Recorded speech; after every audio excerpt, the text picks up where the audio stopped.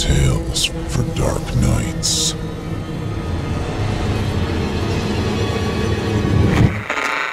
Want to make sure you never miss a Chilling Tales for Dark Nights video again? Be sure to subscribe and hit that bell to turn on notifications.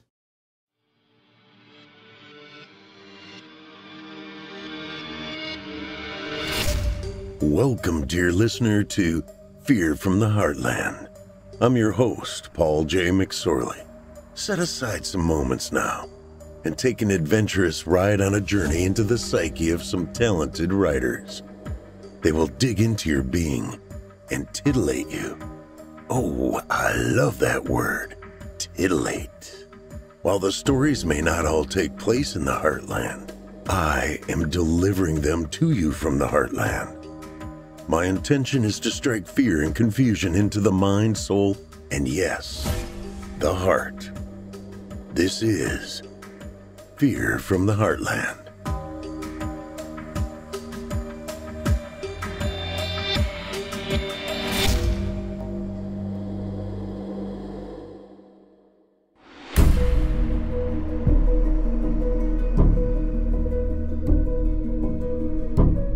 Hello, Heartlanders, and welcome to Season 2, Episode 6 of Fear from the Heartland. I'm your host, Paul J. McSorley. You're listening to the standard edition of this program. If you'd like to show your support and enjoy ad-free versions of this and all our other episodes, as well as hundreds of tales from our audio archives dating back to 2012, visit simplyscarypodcast.com and click Patrons in the upper menu to sign up today to get instant access from our friends at Chilling Tales for Dark Nights. Thank you for your support. I wasn't able to concentrate the other night. Had a lot of pondering to do. My mind wouldn't shut off. My thoughts were random, crazy, and some quite stupid. Like, why do we drive on a parkway and park on a driveway? The first computer had to date back to Adam and Eve. It was an apple with limited memory, just one bite, and then everything crashed. If Apple made a car, would it have windows? Never trust atoms. They make up everything. It's not that I don't know how to juggle. I just don't have the balls to do it. Fortunately, Eli Pope came to the rescue, sent me tonight's story, and I had better things to do. Let's get after it. Healing can sometimes overpower the love of family and life. What would you do if you were the guy swallowed by the world's darkness? Every fiber of your being was twisted into different flavors of the same mental poison. Certainly, you had love buried inside the caverns of your soul. Love of family, friends, the gift of turning words into deep statements that drew you accolades from reviewers and fans alike, but always lying just under the skin, awaiting to be torn away at any moment. The one battle you couldn't come to grips with, the disappearance of your daughter. And then there's Magpie, your sweet, angelic granddaughter, caught in a torn world she had no control over. Of course, that was David's point. Neither did he. His only outlet was to put it on paper. And put it on paper he did. Come along for his ride through the eyes of his best friend, Connor. And now, for your indulgence, Never Cage a Magpie by Eli Pope.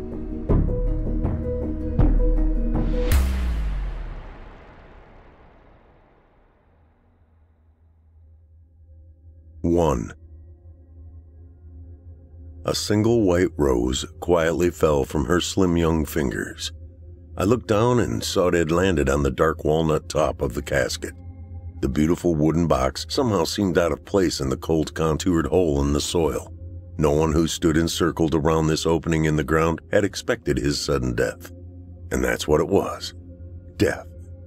One couldn't ease the outcome or pretty up the bluntness of today by calling it past, departed, or perished.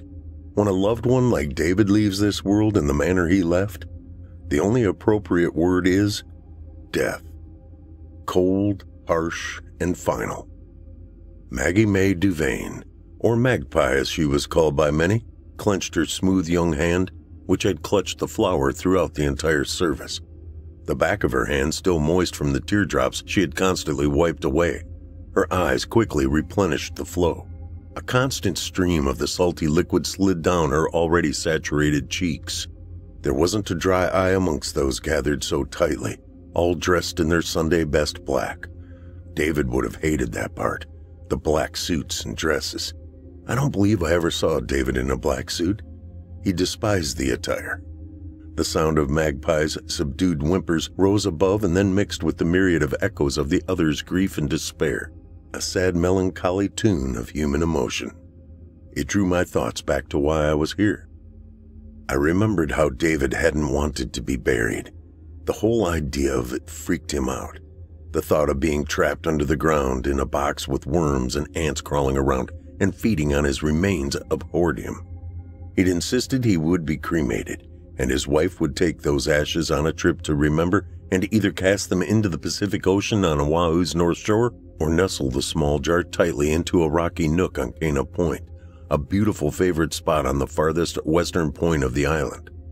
Lava had created the cliffs that overlooked a constant symphony of crashing waves, creating a kind of hymn they both loved. They had in fact met and fallen in love on that island so many years back. While now the two of them weren't the couple always holding hands every second of the day, they loved deeply and were devoted to one another. Those two spots out in the middle of the Pacific Ocean had been David and his wife's favorite places that they had visited together. David had said, "It might take one of us dying to get back there, but one day we'll return." A memory that now stung my heart, wondering if his words had somehow foreshadowed the reason we were now gathered. I wasn't certain why that wish of being taken back there was not kept, but it didn't feel like the proper time or place to question such a thing. Not now on this day. After all, I had recently moved away, chasing my dreams of writing novels up in the ruggedness of Alaska, much more than a stone's throw from Missouri. David and I, of course, kept up on each other's projects, critiquing and criticizing each other's work with bated tongues. No distance of miles could squelch that. Some friendships outlast about anything. Well, anything but death. There would be no recalibrating that fact and working around it, and that thought brought sudden anguish to me. David was not a replaceable friend by any means. Those weekly Saturday night phone conversations or Zoom meetings would now be no more. I was again drawn back to my purpose today by the sight of little Magpie holding her grandmother's hand. She grasped it tightly in one, the now missing white rose from the other, ripped my heart to shreds once more, like a scab being pulled away abruptly from a wound too fresh to be healed. It coldly reminded me that David was now lying in that lonely box laid in the ground, a final resting place he so adamantly feared.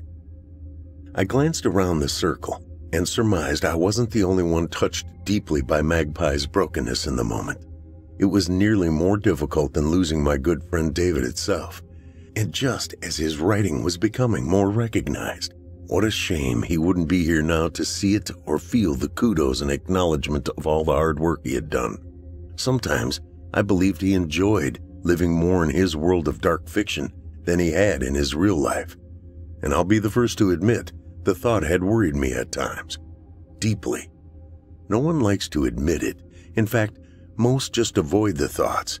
But there is a hungry power hidden within the darkness, be it the physical world, the internal world, or the written world within one's imagination. More than once in one of our many conversations after hanging up, I would question if David was slipping away in little slivers, maybe struggling a bit without calling out for help as he treaded the dark waters of his mind. There I go, thinking in the flowery internal language of a writer. I remember he used to goad me about the lack of ability to turn the writer's spigot off. I smiled briefly before his absence was announced to me again in the quiet sniffles from mourners in pain. More tears slid down Magpie's cheeks. Her little face was so contorted in sadness. "Oh, sweetie, I know you will miss him, but I know he misses you already," were the words I wanted to whisper to her if I were standing beside her. It was all I could do to turn away and walk back to my car, knowing not only had the world lost one of the good guys who could provoke deep thought, but that sweet little girl had lost her hero, her savior, the grandfather who, along with his loving wife, had rescued her from the darkness of her mommy's poor choices. Now only memories were left that would eventually fade in time until nothing but the jog of a framed photograph sitting on the mantel or a table would bring. It, of course, would then be a watered-down recollection of what he had once been to her. Damn, I should just shut my mind off. I'm depressing the hell out of myself even more than the reason I'm back in this little town who thought it was big. Springfield. Grandma, why did Grandpa die? Is he with my mommy now? Maggie asked as she dragged her free hand across her eyes again to clear the stinging tears away. Oh, honey, I know this is so hard to understand. Life is hardly ever fair.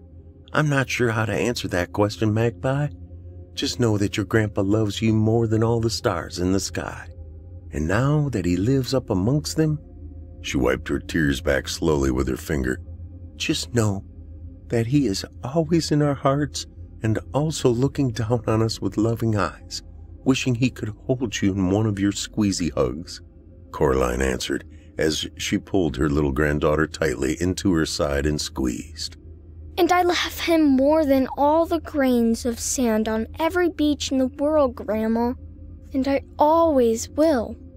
Please promise me I won't forget about him. Magpie tried to be brave, but when you lose your favorite grandpa in the world at the early age of 8, it just doesn't seem to make sense. And there is rarely a way to make it do just that ever again.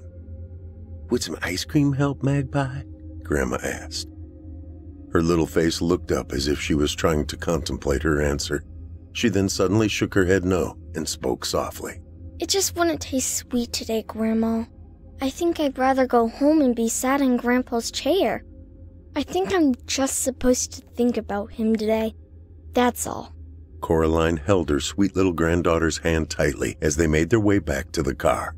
Coraline watched from the corner of her eye and noticed Magpie steal a last glimpse of her grandpa's spot under the tent in the cemetery.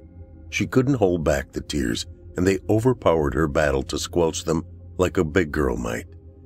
In between erratic sobs, she asked, Can we come back again to visit Grandpa, please? I don't want him to be here alone with all the other dead people in the ground. I think he will need to know we will come see him. A lot. Of course, Magpie. We'll make it a regular trip. I think we both will need to visit. We'll bring a white rose when we come back. Magpie nodded in agreement as she pulled a single white petal from her pocket and clutched it tightly in her hand.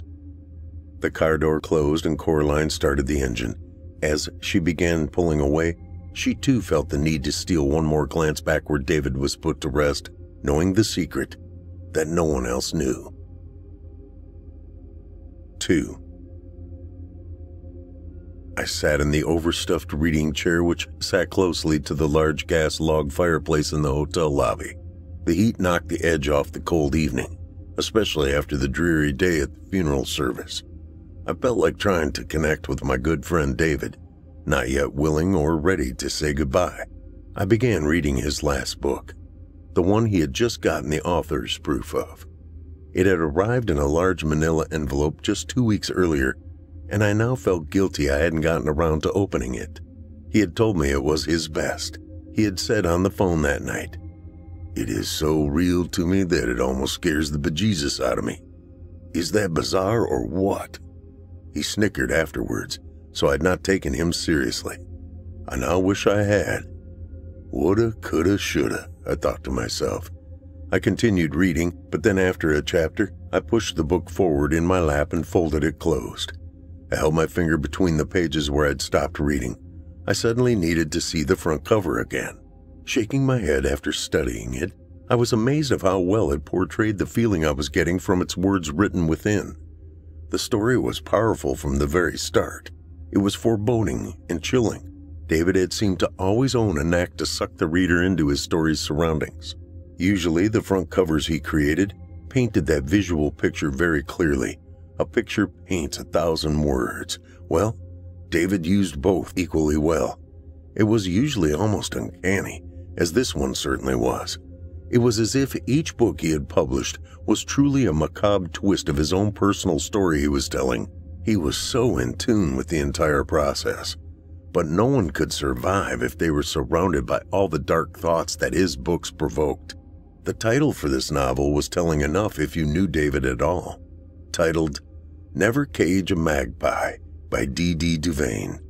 Yes, David Duncan Duvain was a born weaver of tales. The story was about a young woman growing up in Kimmswick, Missouri, a little town along the banks of the Mississippi River. A wholesome little town that also held its share of dark secrets, as many small towns do. The young woman had gotten tangled up in the drug world and just dropped her daughter off one day at her parents', never to return or see them or her daughter again. As I read this story, it was obvious to me that it was at least loosely based on the dark secrets of his daughter's exploits. I couldn't tell for sure which parts were true and which were enhanced to make the story's fiction even more provocative. It was heart-wrenching, though. I knew he himself held deep pain he rarely shared aloud. As I looked at the artwork on the cover, a shadowy silhouette of a young woman with a caged bird in the foreground, I could feel his personal grief. The cover was in dark blacks and grays with a stark blinding white. The title stood out in subdued crimson red, the font slashed in as if tearing from the page like fingernails through skin. It was very grabbing and immediately drew an emotion of fear within. The cover alone would draw a reader of dark fiction to immediately pick it up. David always liked to twist a dark undertone into everyday humanity and emotions. Instead of always focusing on the silver lining as some writers do, he would draw out the bleak pain and then carefully mix it with fading hope, but enough warmth to keep you hoping for an outcome that you could live with. His stories toyed with the reader in ways that would make one nervous of what might happen on the next page. Would it be something lovely and touching, or would you be instantly reeled in to be shred to pieces with shock and rebuke? You wanted to turn the page to investigate on the one hand, but on the other, the thought brought great apprehension and toil. A roller coaster ride you were unable to climb out of the strapped-in seat until it came to a screeching and sudden halt called the end. His books always stuck with me for long periods of time after finishing them. I would lay in bed trying to sleep, but instead would find myself reasoning with the characters and their choices as if I could convince them to reconsider and have a different outcome.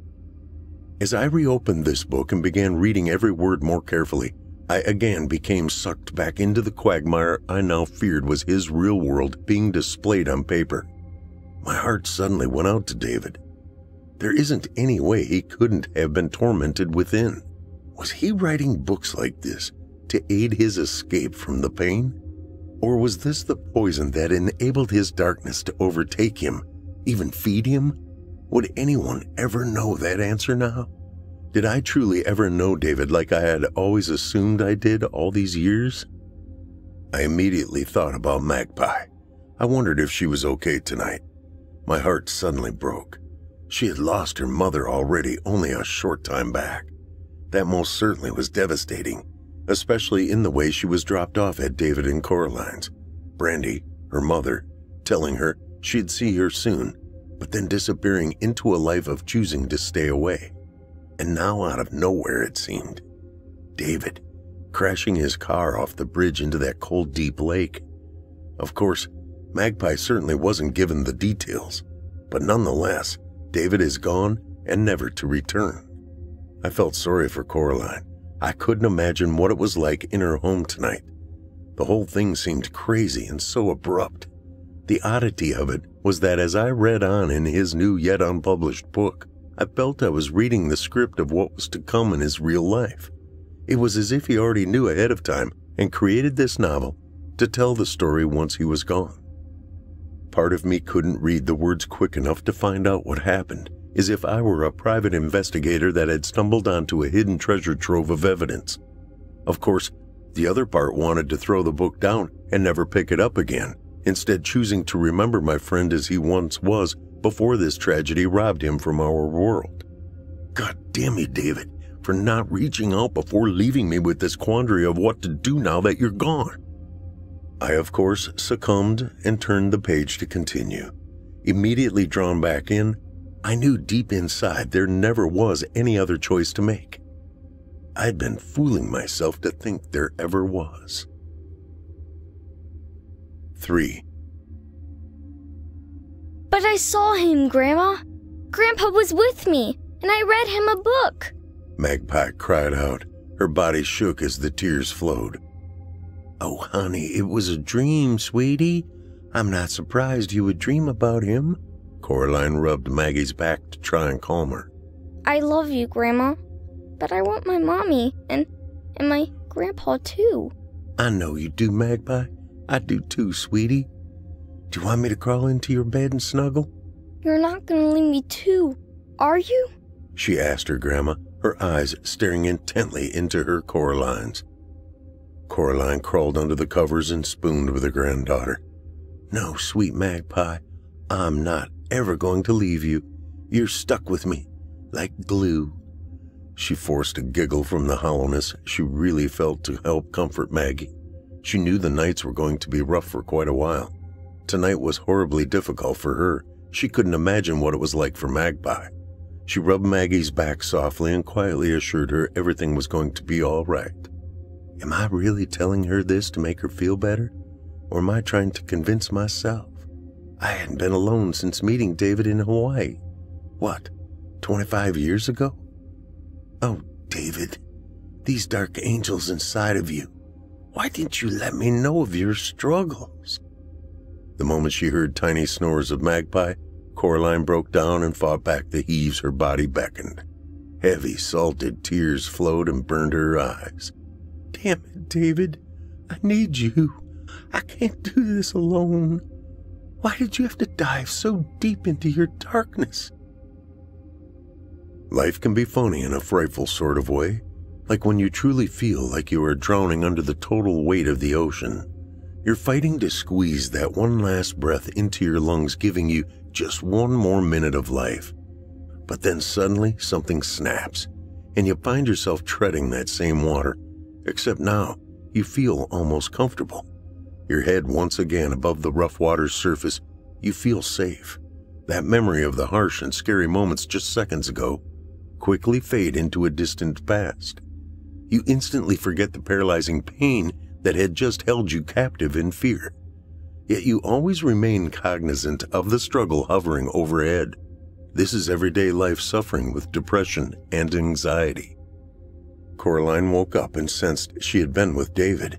She knew it was impossible, but when there was movement in the bed beside her, she quickly turned, almost expecting to see him lying next to her. She instead found Maggie. The warm feeling of imagining it was David lying next to her did not, however, dissipate. She tried to hang on to the sensation if she could. Her granddaughter's overheated young body was the source of comfort which helped feed her ability to maintain this moment of thought. Coraline instantly felt as if she would be able to continue and even grow her life back to a sense of normalcy. She felt David somehow gave her that miraculous feeling of instant confidence, even though he wasn't here. He was still inside her heart and helping her steer the bow of their ship into the direction needed. She'd have to keep convincing their little Magpie, but she felt a sense of conviction that was not there yesterday. Maggie woke up and surprisingly, her mood wasn't full of the sadness or distress it had been at bedtime last night. Her first words surprised Coraline. Grandma, why do you and Grandpa and others like Connor call me Magpie? I've always wondered, but today I just feel like I'm supposed to ask. Weird, huh? She asked. Well, Maggie, what is your favorite thing to do? Oh, come on, Grandma. Don't you even know that? Singing, of course. I love to sing, silly. Maggie answered. That's right. And guess what magpie birds enjoy doing? Coraline asked. Sing? Maggie asked. Yes, indeed. And that is why your grandpa started calling you Magpie as a little girl.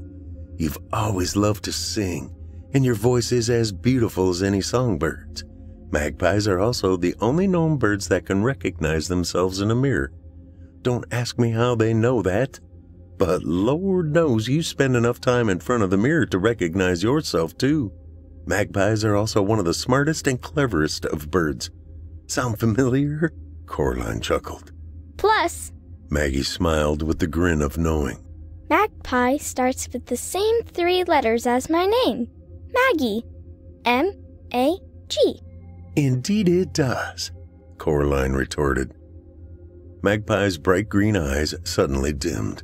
A tear began to poke out from under each eyelid. Before they had time to slide down her cheeks, she ran and was in her grandmother's arms. I want my grandpa back. I don't want him to have to be in that hole in the ground. I don't want him to be dead anymore. And I just know he's so scared and lonely without us. We'll go today to check, Magpie. Coraline knew she couldn't cave and start something that may impede her healing, but she was weak.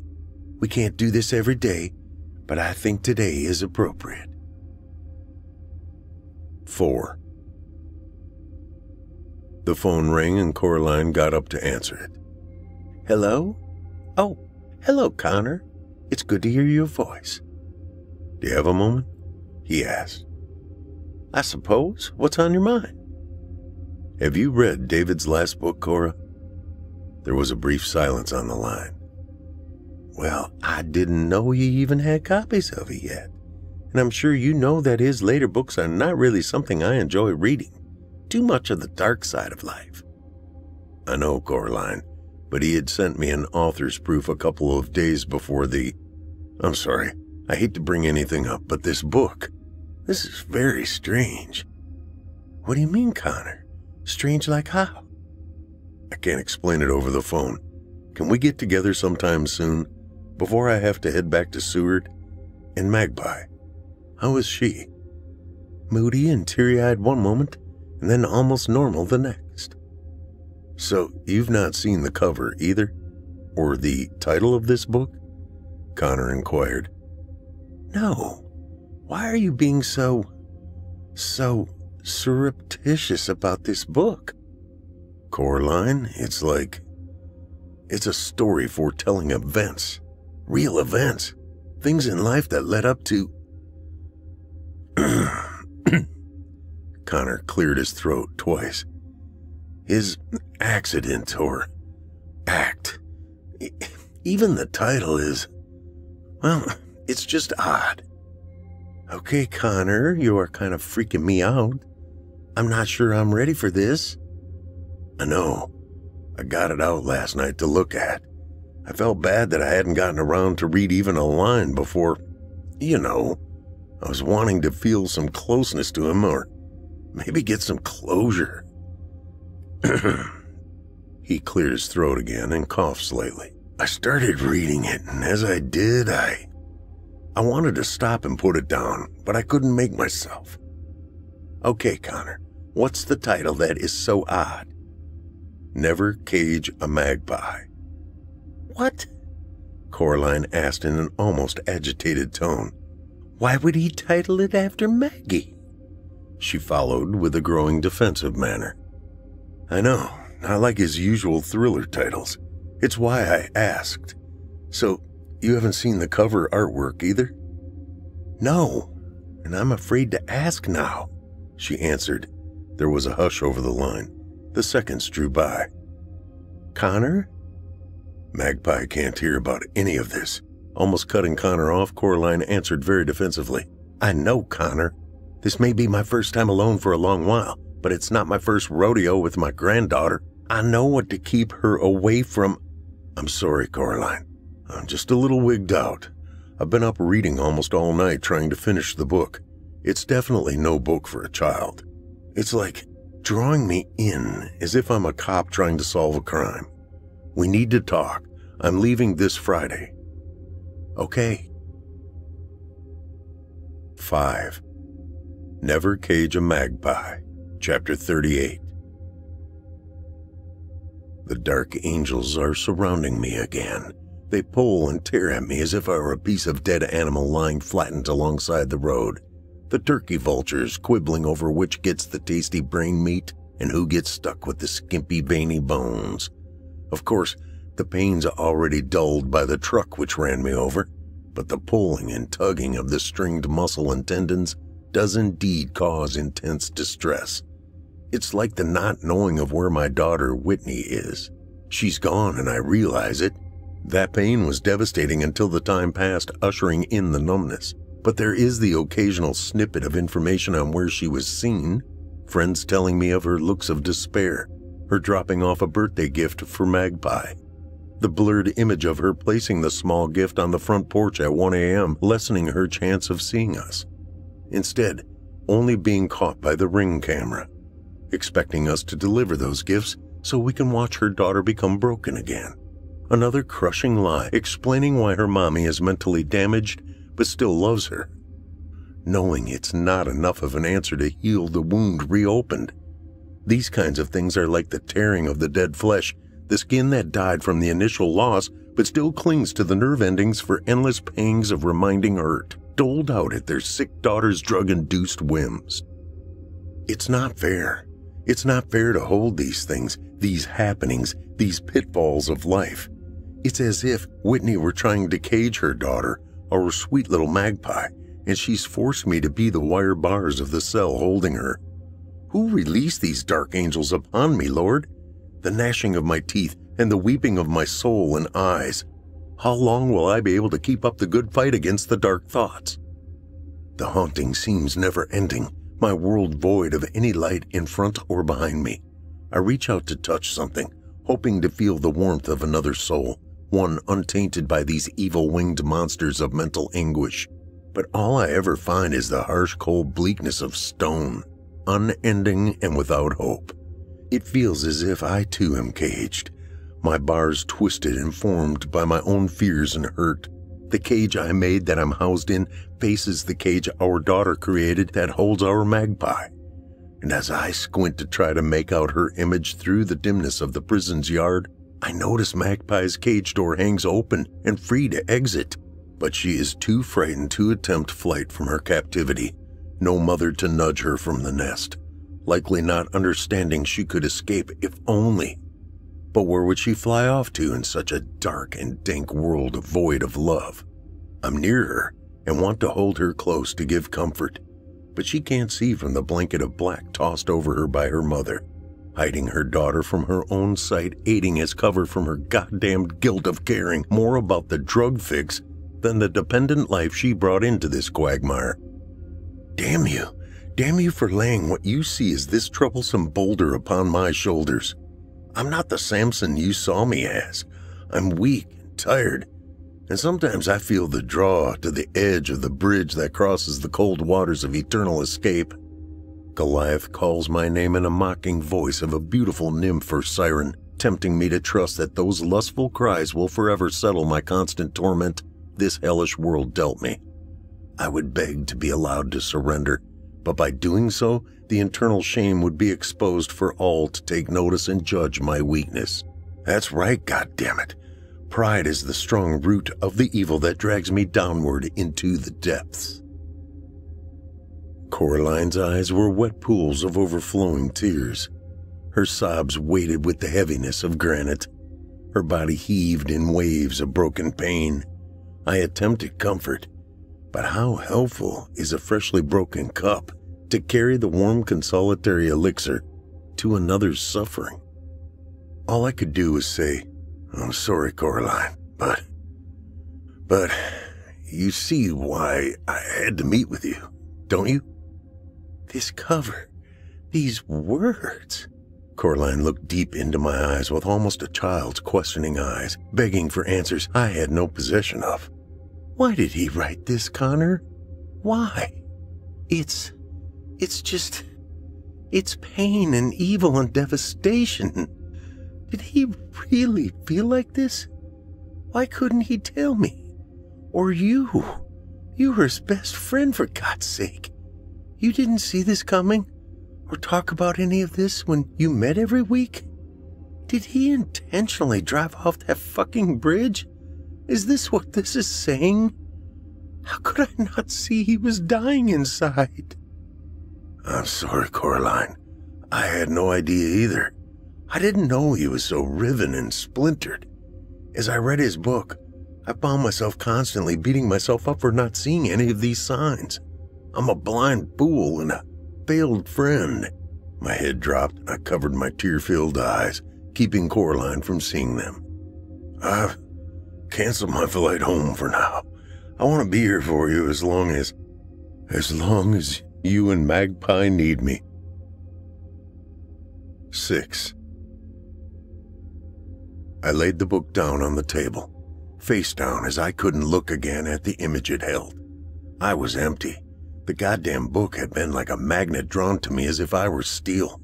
I felt like each word from that book cut deep and tugged one more tidbit of mental flesh from my brain. As painful as it read, and as telling of the hidden turmoil as it was, David was right. It was powerful and his best writing.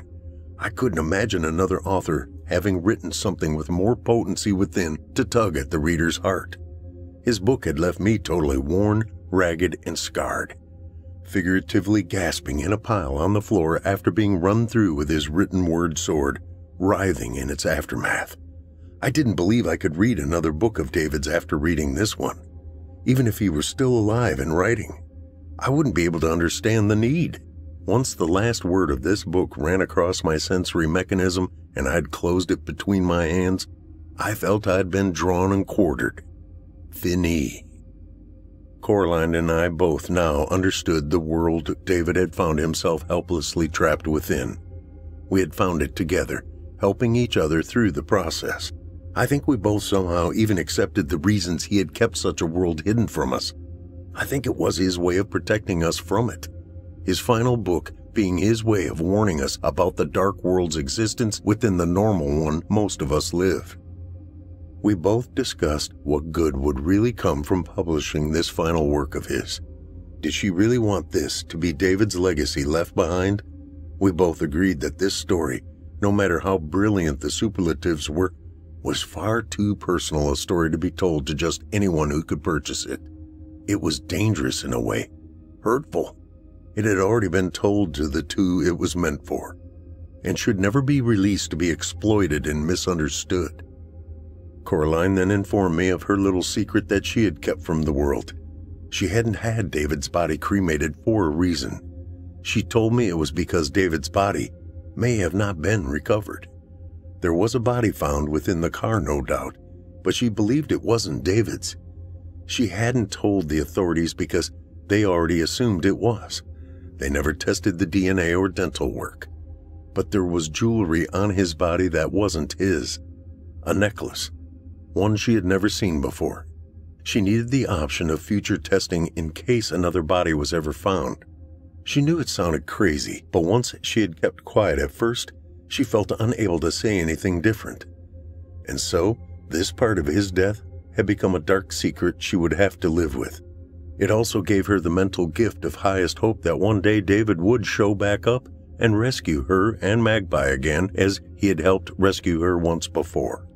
It was her one and only hope at this point, and she couldn't give that tinge of hope up yet. On the day before I was to leave for my return trip to Seward, Alaska, Coraline and I set out to complete our final act in saying goodbye to David. It was a quiet and sad trip down Highway 13 to the bridge across Table Rock Lake. It reached out across the deepest waters immediately south of Kimberling City. We parked and walked midway, finding the welded repaired spot where David's car had broken through the side railing before crashing into the cold lake some 40 feet below to the waterline.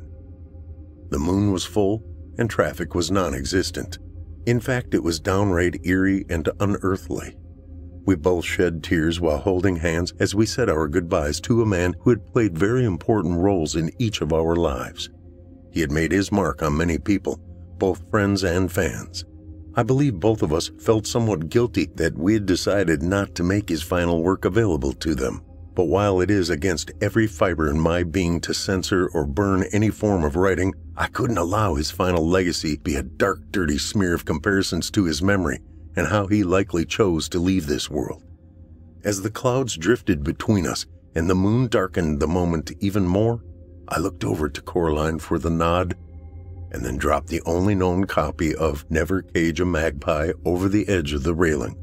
We both stood quietly as we waited to hear the faint splash of its bound pages connect with the watery surface, knowing it would sink almost 200 feet below to the silted bottom of the frigid dark tomb that more than likely also encased the man that penned it. It was done, the act over, the goodbyes given, and the prayers of forgiveness completed. Fini. Coraline and I walked hand in hand back to the parked car where we climbed in, now sheltered from the cold night air, and drove home in silence. Coraline and Magpie would drive me to the airport in the morning. Coraline was gracious enough to let me stay in their home on my final night before departing back to Alaska. We played games and worked on a puzzle together. Magpie looked as if she were accepting the new world she was now living without her Grandpa David or Mommy Brandy. She loved her Grandma Coraline, and the two of them would be fine. I could see it in their eyes. Strong survivors had been born from this tragedy. Uncle Connor, when are you going to come visit me and Grandma again? You aren't going to wait until somebody dies, are you? No, Magpie, I won't wait until that happens, I promise. In fact, I've invited your grandma and you to come visit me in Seward, Alaska this July. Does that sound like fun? Brr, it sounds cool, but I'll bring my heaviest coat. Will I get to see bears and mooses? I'll see what I can do, sweet Magpie. At the airport terminal, Magpie pushed my rolling suitcase until it was to the point they could go no further with me to the gate. I reached over to Coraline and drew her into my arms and whispered, "Let's talk at least every other night. I want to make sure you two are good, and I'll be looking forward to showing you around Alaska this summer. I hope you stay as long as you like." I gave her a peck on her cheek and pulled back to see a warm gleam in her eyes. My heart felt strangely warm in that instant. I brushed the feeling to the side as I then turned and bent down on one knee to face Magpie. "Can I have one of those big squeeze hugs you used to give away all the time? I really miss those." She wrapped both arms around me as far as she could and made her huggy noise as she squeezed me tightly. Ooh, I love you, Uncle Connor. I better give you two, so they will last till your plane lands. You take good care of your grandma, Magpie. I'm counting on you. I pulled back and winked at her. Magpie leaned back in close and whispered in my ear, I will. I'll take the bestest care of her. Do you think you might ever marry my grandma, so you can be my grandpa? It would make it easier not to cry so much. And I know my Grandpa David wouldn't be mad. An instant pain struck, much like I imagined a needle piercing my heart would feel. Would that really help make you happy, sweetie? Yes, sir. It sure would. I know she likes you. Well, Magpie, we'll see how she feels in July. How about that? I smiled at her and then looked up and smiled at Coraline. See you two in July and talk to you when I land. When I opened the door to my home in Seward, I almost tripped over the pile of mail that had been poked through the mail slot in the front door. The first thing that caught my eye was a manila envelope laying on top. My heart raced and prickles rushed throughout my body in broad shivers. I bent down to pick it up, holding it close to my face to read whatever was written on the outside. It was like deja vu as I began to tear the edge open after not finding a return address on it anywhere. My fingers still chilled from the frigid air outside, I pulled the opening of the envelope wide enough to see a book. I walked over to my kitchen bar and spilled the contents onto the marble top. My eyes surely stood out as huge white orbs as a look of shock certainly washed over me. There was a picture of David on the back cover. It was blurred, with part of the image crystal clear. Hanging from his neck was a small silver necklace. Dangling from its chain were two charms. One was what looked like a bird in opened wing flight. The other, a bird cage with the door swung open.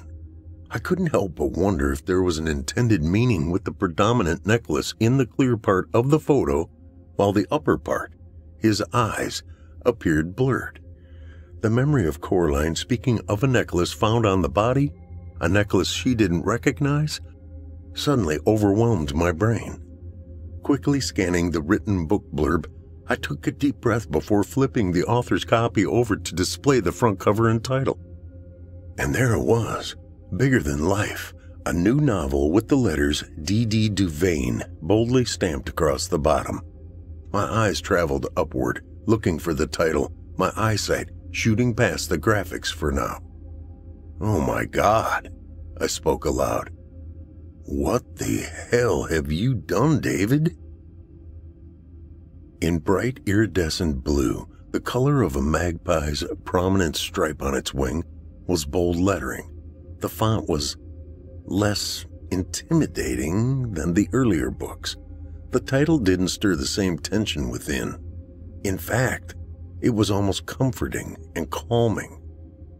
The Healing of Magpie was emboldened over a beautiful young girl's soft-toned face. She looked a lot like Maggie May Duvain. In the background was the open door on a bird cage. The image of a bird soaring in free flight high above in the white clouds, fading into a bright-colored sunset over the water's horizon. This cover was as different from his last book as darkness is to daylight. I stood dumbfounded. I left my suitcase dumped alongside the rest of my piled mail and walked with David's book in my warming hands over to my reading chair. I turned up the heat on the gas log and flipped my reading light to its brightest setting, then sat down. I was mesmerized as I read a handwritten comment on the inside title page. "To my best friend in this world, Connor, I know you have more than likely suffered a gamut of emotions at my causing. Everything from wonder to frustration, love, anger to hate, and most everything in between. You know I've always enjoyed toying with people's emotions, and yours would be included. I can't tell you where I am or what happened. You will assume, but I can neither confirm nor deny if I'm alive or stuck in a world running parallel to such a reality. I just know I am healed. I have no anxiety within or fears of what will happen next. My clouds have shaken the darkness and transformed into white. I now know in the end all will be well, and that is a comfort I've not been afforded for quite some time. Please take care of Coraline and Magpie as if they are now yours. You have my blessing. In fact, it is my request that if you can love them better than I, that you should do just that. You, my friend, are like the brother I lost too early in life and have forever longed for. I love you, brother. David." P.S. A fitting poem by an unknown author. It's an old nursery rhyme about magpies.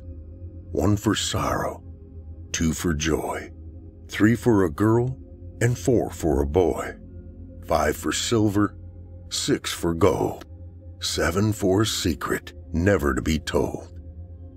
You have my blessing to let Coraline in on our little secret. I imagine this is a much more fitting book for her to enjoy than my last several. Someday, when the timing is right, please let my little magpie know this secret too, and tell her I was always nearby, watching and loving her the entire time. I'm so sorry her mommy was so sick and pitiful. Please try to explain to her that that is indeed what she was, mentally sick and broken beyond repair. I shared my little magpie's pain from the loss of Brandy also. We can't make people change or live like we want them to, no matter how much we love them and them to do so. I finally accepted that I did my best to save her, and there was nothing more that could be done. One must want to save themselves and not expect others to do so. She did love her little magpie, though. I will always believe that. Brandy just didn't know how to walk the tight wire that was her path to a happy ending for all involved. I hope you enjoy the read, my good friend. Know that I've turned over a new leaf. The darkness has subsided into light, and the pain into a comforting happiness with contentment. My only regret is being separated from my dear family I love so much. And you, my dear friend, please help make them understand none of this was them. Even though I feel healed, that long path of brokenness never fully heals enough to know if you go back, you will survive any better. Understand, the leaving is not so dark and foreboding as the living can be. David. I sank down into the chair cushion, prepared for a long evening of reading. I turned page after page, amazed as usual, but in a much different flavor. Instead of dreading each page turn, fearing where the story may lead, I felt invigorated by each turn, almost racing to the next, feeling warmer within. My good friend was alive and back in a world filled with happiness and joy, even if he wasn't truly alive. I supposed I had never known for certain. This entire event was such a hard concept for me to get a grip on, but the hours passed as the chapters rolled on. I had not read through too many books in such a short time without a break. This one felt like I could start back at the beginning and never lose interest rereading it back to back immediately. Instead, though, I reached for my phone and dialed Coraline. She answered on the second ring, and I could hear Magpie's happy voice calling out, Uncle Connor, I miss you, I love you, and I'm already ready to come freeze with you. Me too, Magpie. Me too. I smiled briefly to myself, warm goosebumps invading my skin from head to toe. Coraline, honey, you won't believe what David has done. Have I got a story for you?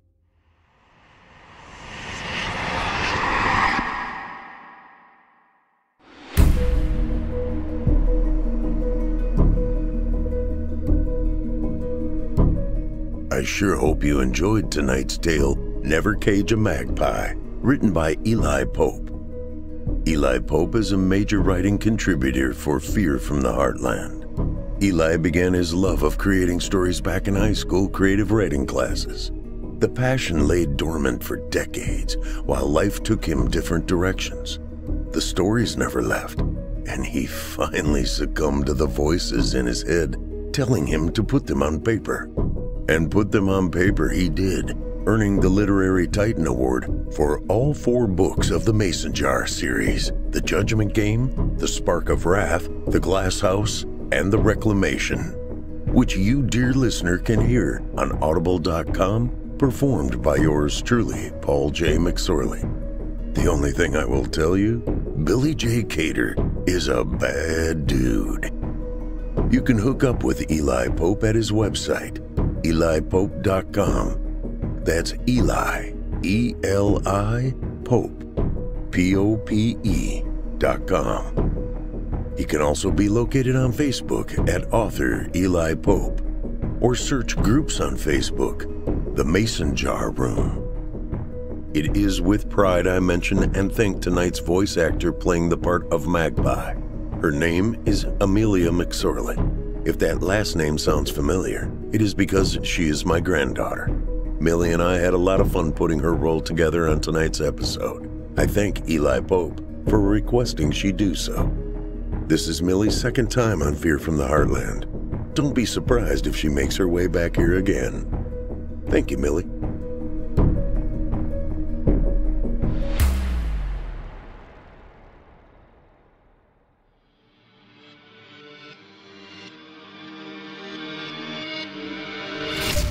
If you enjoyed tonight's story, hosted by yours truly, Paul J. McSorley, you can search my name on Chilling Tales for Dark Nights on YouTube for additional previous stories. If you'd like to hear more lengthy tales, be sure to take a look at my audiobooks.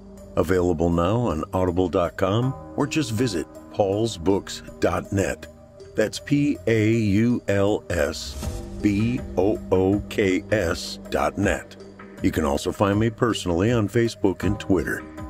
And with that, listeners, our weekly journey into the psyche has just about come to a close. But before we go, I'd like to take a moment to thank you for joining us for tonight's episode, and remind you to take a moment to stop by our iTunes page and leave Chilling Tales for Dark Nights a 5-star review and a kind word. And follow us on Facebook, Twitter, and Instagram if you haven't already. And of course, subscribe to us on YouTube, where you can find an archive of our work going back to 2012. And consider signing up as a patron at our website, chillingtalesfordarknights.com, to show your support and get all of our content ad-free. I'm your host for Fear from the Heartland, Paul J. McSorley. I've enjoyed the titillation tonight. Ooh, there's that word again.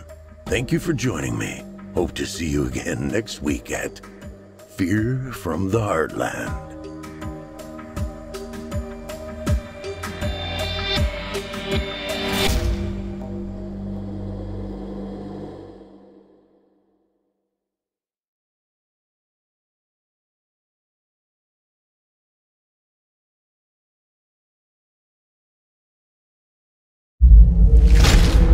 Chilling tales for dark nights.